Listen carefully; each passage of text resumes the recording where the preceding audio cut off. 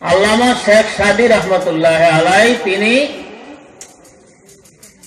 হাম্মাম খানায় একদিন গোসল করার জন্য গেলেন। হাম্মাম খানা বুঝেন তো? গোসলখানা। যা দেখেন গোসলখানার ভিতরে খুব সুঘ্রাণ আসতেছে, খুব গ্রাম, কিন্তু গ্রামটা কিসের আসতেছে তিনি কিছু বুঝতে পারছেন না। খুব সন্ধানের দৃষ্টি দিয়ে খুঁজতেছেন ব্যাপারটাকে। খুঁজতে খুঁজতে দেখেন যে হাম্মাম খানার এক কিনারে কিছু মাটি পড়ে গেছে, একটা মাটির চাকা পড়ে গেছে। তো মাটির চাকাটা এইভাবে তিনি হাতে নিয়ে নাড়াচাড়া করতেছে, আবার নাকের কাছে ধরেন, আবার নাড়াচাড়া করেন, আবার নাকের কাছে ধরেন, নাড়াচাড়া করেন আর মাটির চাকাকে লক্ষ্য করে বলছেন, গেলে খুশবু ইদার হাম্মামে রোজি, গেলে খুশবু ইদার হাম্মামে রোজি, রশিদস্তদ মাহবুবে বদস্তম, রশিদস্তদ মাহবুবে বদস্তম, বগুফতামান গেলে নাশি যে বোদাম, বগুফতামান গেলে নাশি যে বোদাম, কার খারে খুশবুদারে বগুস্তাম।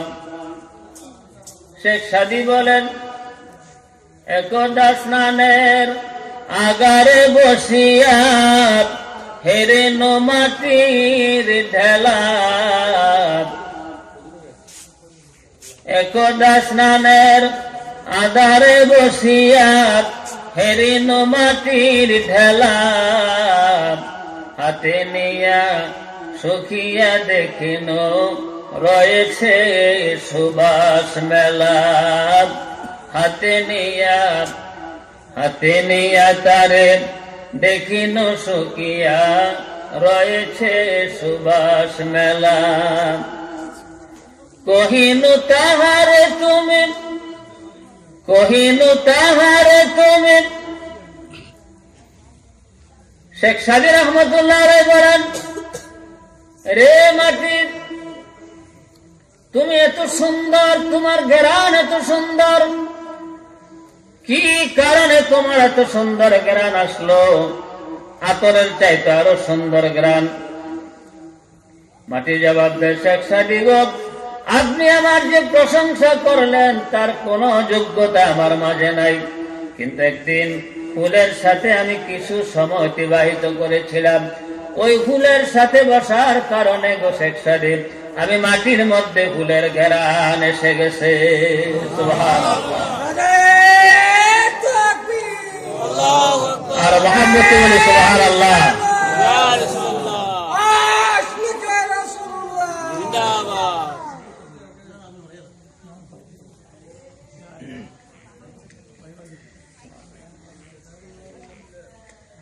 বাবারা, এক সময় আমাদের আল্লাহ একা ছিলেন। সুবহানাল্লাহ। আল্লাহ ছাড়া আর কিচ্ছু ছিল না, শুধু আল্লাহ ছিল।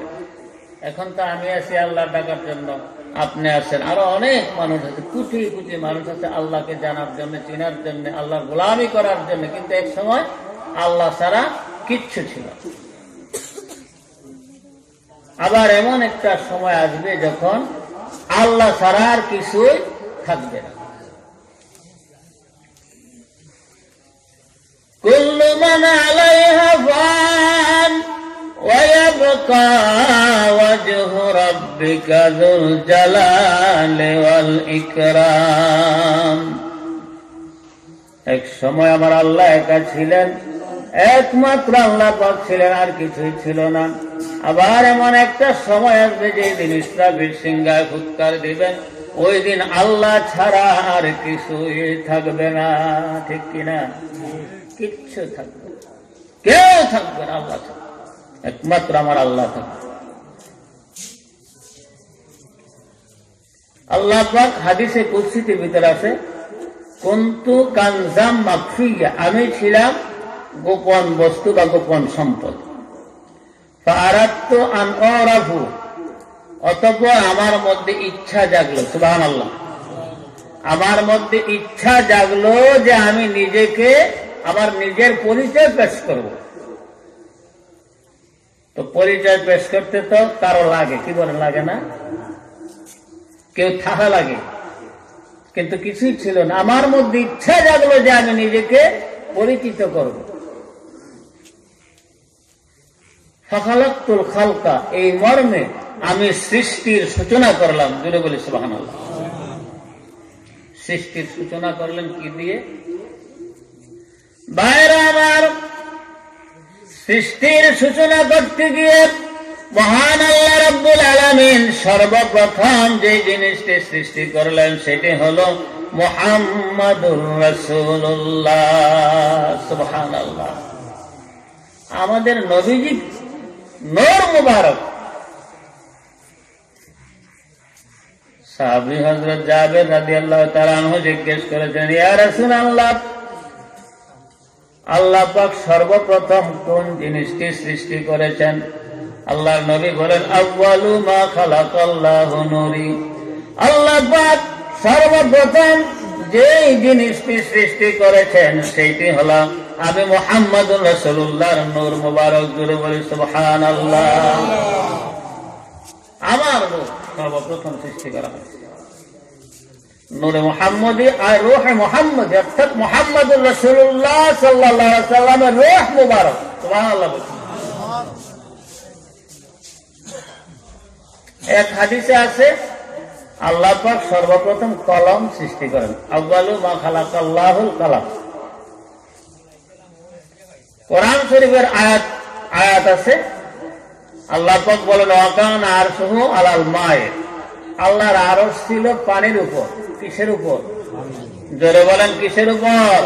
পানির উপর। সুবহানাল্লাহ। তাহলে বোঝা গেল আরশের আগে পানি সৃষ্টি করা হয়েছে। আবার আরেক হাদিসে আছে আল্লাহ সবকিছু সৃষ্টি করছেন পানি দিয়ে। জোরে বলি সুবহানাল্লাহ।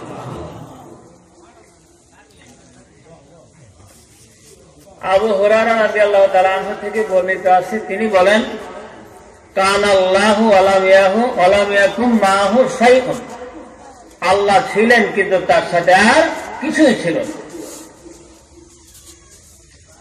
ভাইরা আমার, এই নূরে মুহাম্মদী বানাইয়া মহান আল্লাহ রাব্বুল আলামিন তিনি তার নিজের বাম হাতের তালুর মধ্যে রাখলেন নূরে মুহাম্মদীকে। তো তারকারা করেন বাম হাতের তালুর মধ্যে রাখিয়া আমার আল্লাহ নূরে মুহাম্মদের জিকির করতে শুরু করলেন, ইয়া মুহাম্মদ, ইয়া মুহাম্মদ, ইয়া মুহাম্মদ বলে বলে জোরে বলি সুবহানাল্লাহ। নূরে মুহাম্মদীর জিকির করার অর্থ হলো মুহাম্মদ সাল্লাল্লাহু আলাইহি সাল্লামের উপর অজস্র ধারায় রহমত বর্ষণ করা। জোরে বলি সুবহানাল্লাহ। বাবারা, সেই সময় থেকে আল্লাহ পাক মুহাম্মদ সাল্লাল্লাহু আলাইহি সাল্লামের উপর দুরূদ ও সালাম পেশ করছেন। সুবহানাল্লাহ বলে কোরআন শরীফে আছে। আপনারা জানেন, আলেমকে নিয়ে, হাফেজ সাহেবদেরকে নিয়ে, ইমাম সাহেবদেরকে নিয়ে যখন আপনারা মিলাদ পড়ান, বাড়িতে যখন মিলাদের অনুষ্ঠান হয়, তখন আলেমরা এই আয়াতটি পাঠ করেন, ইন্নাল্লাহা ওয়া মালাইকাতাহু ইউসাল্লুনা আলান নবী।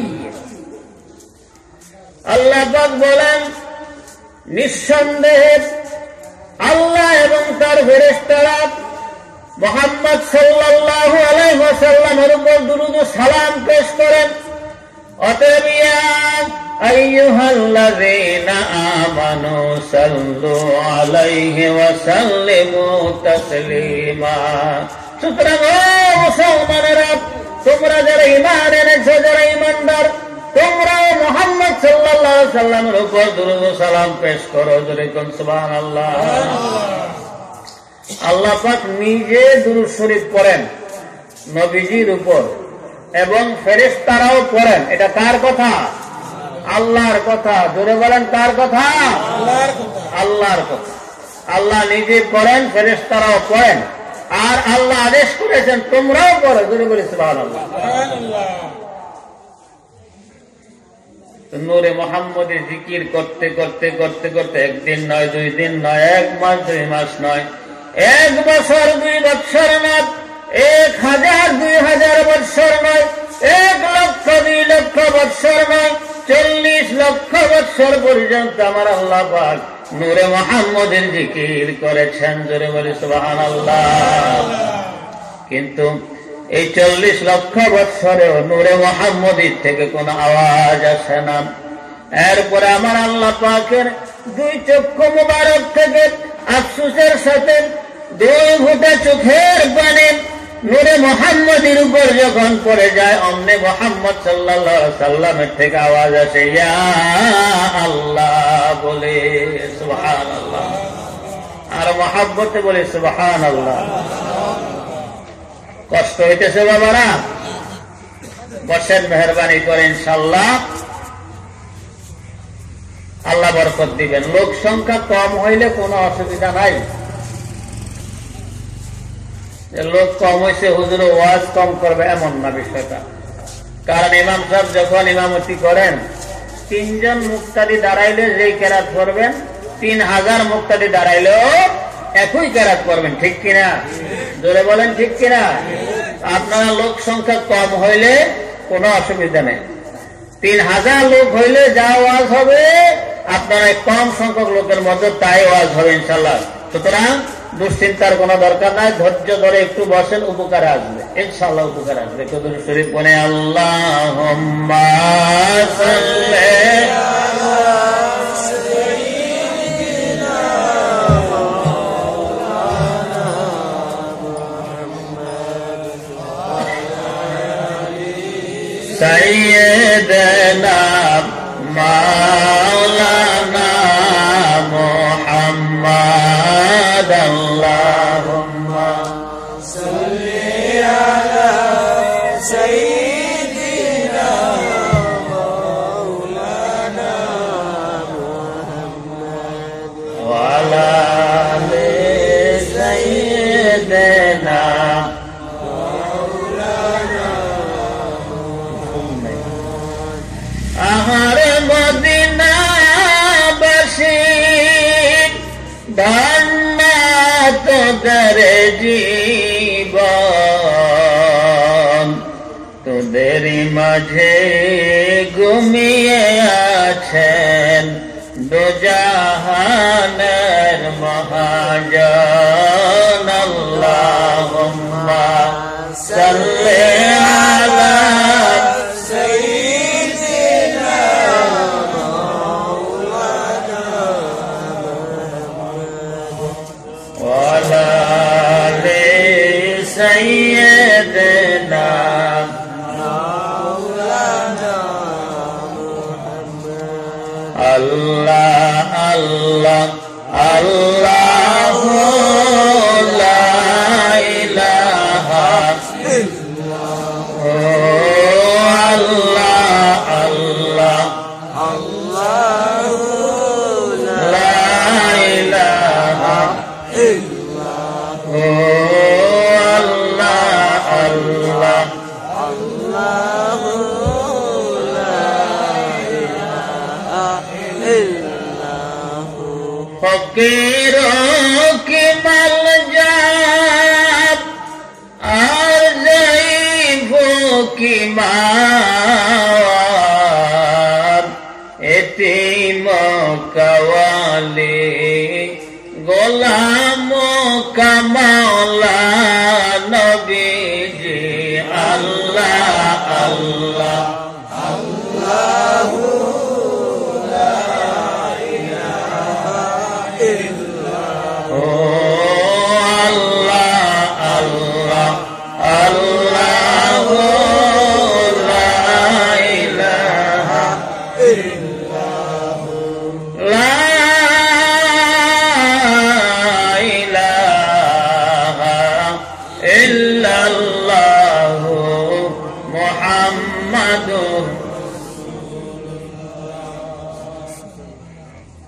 ভাইরা আমার, এরপর আমার আল্লাহ মানুষ বানাইলেন, ফেরেশতাদের সাথে পরামর্শ করলেন। এরপর আল্লাহ মানুষ বানানোর সিদ্ধান্ত নিলেন। সিদ্ধান্ত নিয়ে মানুষ বানাইলেন কি দিয়া? কি দিয়া? কথা বলেন। মাটি দিয়ে। ইনশাআল্লাহ মানুষ আস্তে আস্তে 2-4 জন করে আসতেছে, কানায় কানায় প্যান্ডেল ভরে যাবে। অনেকে বাড়ির থেকে স্ত্রীর কাছে মার কাছে বইলে আসছে, ওয়াজে যায়, কিন্তু রাস্তায় বৈশা টেলিভিশন দেখতে আসে, দোকানে বৈশা রয়েছে, ঠিক কিনা? এরা এখন কিলের ডরে, বউয়ের স্ত্রীর কিলের ডরে বাড়িতেও যেতে পারতেছে না, আবার শয়তানের বাধার কারণে মাহফিলেও আসতে পারতেছে, জানার ভিতরে আছে, ঠিক কিনা? তো যাদের কিসমত ভালো তারা আস্তে আস্তে আসবে, ইনশাআল্লাহ আইসা করবে। মানুষ কি দিয়া বানাইছেন? মাটি দিয়া। কোন জায়গায় বানাইছেন? বল, কে বলতে পারেন? বলেন, কোথায় বানাইছেন? কি গোলাপগঞ্জ? কি সিলেট শহরে? কোথায়? সৌদি আরবে? বেহেশতে? মানুষ কই বানাইলে ঠিকানাও জানেন না। মক্কা মুআজ্জামা থেকে 70 মাইল দক্ষিণ পূর্ব দিকে তায়েফ বিমানবন্দর।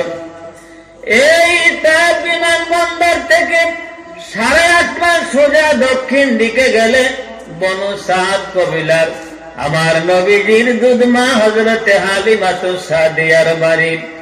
এই হালিমার বাড়ি থেকে 6.5 মাইল দক্ষিণ পশ্চিম কোনাকুনি গেলে ওয়াদি মুহাররাম নামক একটা বিশাল ময়দান আছে বাবা। এই ওয়াদি মুহাররামের মধ্যে আল্লাহর হুকুমে আজরাইল আলাইহিস সালাম পৃথিবীর 7 জায়গার মাটি আনিয়া জমা করেছিলেন। সুবহানাল্লাহ। কয় জায়গার? 7 জায়গার। ওয়াদি মুহাররাম, জোরে বলেন কি? ওয়াদি মুহাররাম, বিরাট ময়দান। এইখানে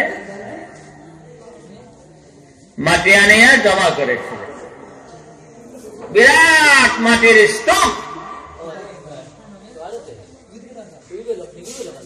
ভাইরা আমার, আমার আল্লাহ পাক 40 দিন ব্যাপী একটা রহমতের বৃষ্টি দিয়েছিলেন। বৃষ্টি দিয়ে মাটিগুলিকে ভিজাইলেন, খামিরা করলেন। এরপর আমার আল্লাহ হুকুম করেন আজরাইল, এইবার তোমার হাতে 1 মুঠ মাটি উঠাইয়া আমার আদমের লাশ বানাও। আজরাইল আলাইহিস সালাম ওয়াদি মুহাররামের বিশাল মাটির স্তূপ থেকে 1 মুঠ মাটি উঠাইয়াছিলেন, তাতে 40 মণ মাটি হয়েছিল। কয় মণ? 40 মণ মাটি হয়েছিল। আদমের 1 মুঠে, আজরাইলের 1 মুষ্টিতে 40 মণ মাটি হয়েছিল। সুবহানাল্লাহ। আমি আপনি যদি মুঠ করে 1 মুঠ মাটি লই, কয় মণ হইব?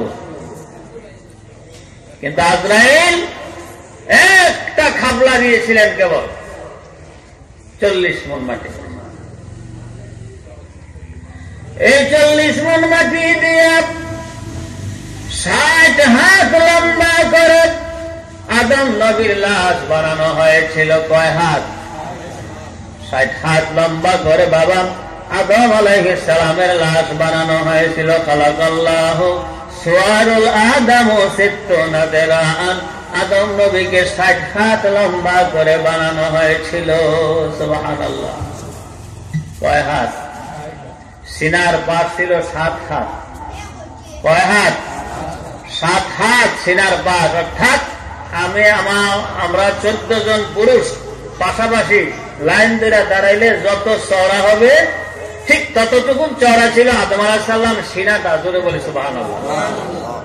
আর জোরে বলি সুবহানাল্লাহ। এখন চিন্তা করেন কত বড় লাশটা ছিল আদম আলাইহিস সালাম, বিশাল কায়।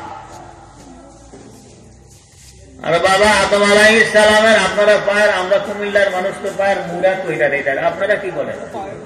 হ্যাঁ, পায়ের বুড়া বা গোড়ালি কি পানি হয় ওই গোল গোল পায়ের পিছনে।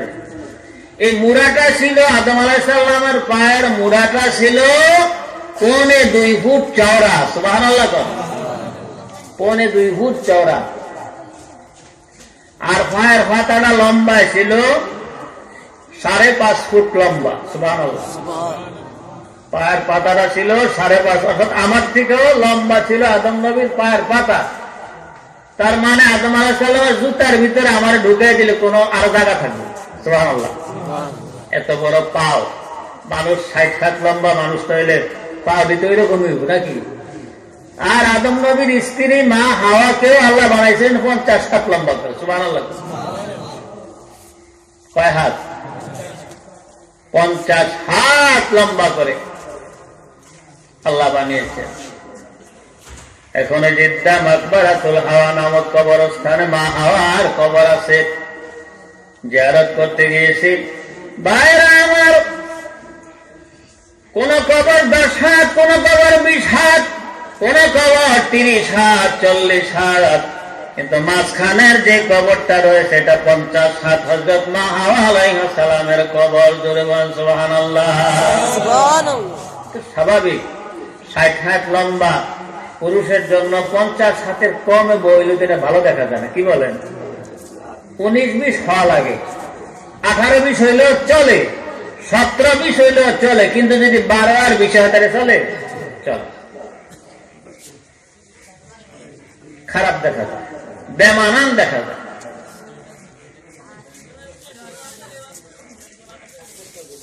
ভাইরা আমার, এই 40 মণ মাটি দিয়ে আদম নবীকে বানানো হয়েছিল। 60 হাত লম্বা করে বানাইয়া আদমের লাশ ওয়াদি মুহাররামের মধ্যে জমিনের মধ্যে শোয়া রাখা হয় শুকানোর জন্য। কুমারেরা ফাতিল বানায় শুকায় না, ঠিক এইভাবে শুকানোর জন্য 40 দিন পর্যন্ত ওয়াদি মুহাররামের জমিনে আদমের লাশটা শোয়া রাখা হয়।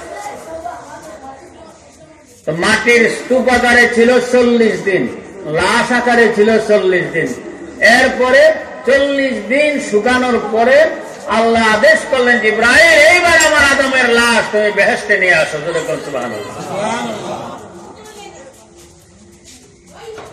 বেহেশতের জমিনে নিয়ে শোয়া রাখলেন আরো 40 দিন। মোট কয়দিন হলো? 3 40 122 দিন।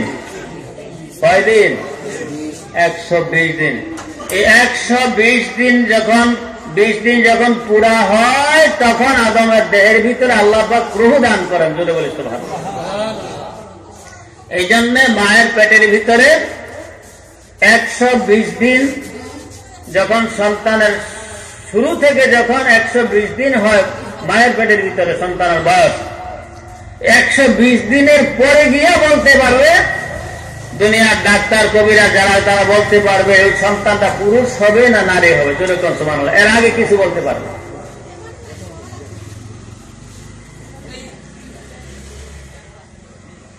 ভাইরা আমার, একবার রূহ দিলেন, রূহটা বাহির হয়ে যায়, আবার দিলেন, আবার বাহির হয়ে যায়, আবার রূহ দিলেন, আবার বাহির হয়ে যায়। আমার আল্লাহ জিজ্ঞেস করেন, রূহরে 3 বার আদমের খাসায় দিলাম, কেন তুমি বারবার বাহিরে চলে আসো? রূহ বলে, আল্লাহ এই মাটির তৈরি অন্ধকার আদমের খাসার ভিতরে আমার ভালো লাগে না মাবুদ, এই জন্য আমি বারবার বাহিরে চলে আসি। আল্লাহ পাক বলেন, জিবরাইল আমি তো জানি কেন রূহ বারবার বাহিরে চলে আসেন। আর জিবরাইল আমার আরশের ডান কিনারে যে নূরে মুহাম্মদী তারকা ঝুলিয়ে রেখেছি, এই নূরে মুহাম্মদী তারকা নিয়ে আমার আদমের কপালে ঘষিয়া ঘষিয়া লাগাইয়া দাও, তাইলে রূহ আর বাহিরে যাবে না। সুবহানাল্লাহ। আমার আল্লাহর হুকুমে জিবরাইল আলাইহিস সালাম নূরে মুহাম্মদী তারকা আদমের কপালে লাগাইয়া দিলে পরে এইবার রূহ আর বাহিরে যায় না। আদম আলাইহিস সালাম মোড়ামুড়ি দিয়ে উঠা বসলেন। যদি বলি সুবহানাল্লাহ। মোড়ামুড়ি দিয়ে উঠা বসছেন। এখানে আমাদের একটা শিক্ষণীয় বিষয় হলো কি, যে আমার নবী ব্যতীত আদম নবীর অস্তিত্বই খুঁজে পাওয়া যায় না। যেরকম সুবহানাল্লাহ। আদম জীবিত হয় নাই আবার নবীর ছাড়া, নবীর নূর ছাড়া। জোরে বলে সুবহানাল্লাহ। শুধু আদম নবী কেন, 1,23,999 জন পয়গম্বর আল্লাহ দুনিয়াতে পাঠিয়েছেন আমাদের নবীজির আগে 96 পর্যন্ত। 1,23,999 জন নবী রাসূল আল্লাহ পাঠিয়েছেন। কোন নবীর অস্তিত্ব সম্ভব হতো না যদি আমাদের নবীজি না আসতেন। যেরকম সুবহানাল্লাহ। ভাইরা আমার, আদম আলাইহিস সালাম রূহ যখন আদম আলাইহিস সালামের দেহের ভিতরে স্থান লাভ করলো, এইবার আদম আলাইহিস সালাম নড়াচড়া করে উঠে বসলেন, মোড়ামুড়ি দিয়ে উঠে বসলেন, জোরে বলে সুবহানাল্লাহ। ভাইরা আমার, যাই হোক, বলছিলাম যে আদম হাওয়া কেউ সৃষ্টি করেছেন আল্লাহ পাক। বেহেশতের ভিতরে দুইজনে রাখলেন। শয়তানের একটা ভুলের কারণে, আদম আলাইহিস সালাম একটা ভুলের কারণে শয়তানের চক্রে বইরা তিনি একটা ভুল করলেন, যা আপনারা জানেন। এই ভুলের পরে আল্লাহ পাক দুনিয়াতে পাঠিয়ে দিলেন। এর আগে আদম আলাইহিস সালামকে বানানোর পরে ফেরেশতাদেরকে আদেশ করলেন, উসজুদু লিআদামা ফাসাজাদু ইল্লা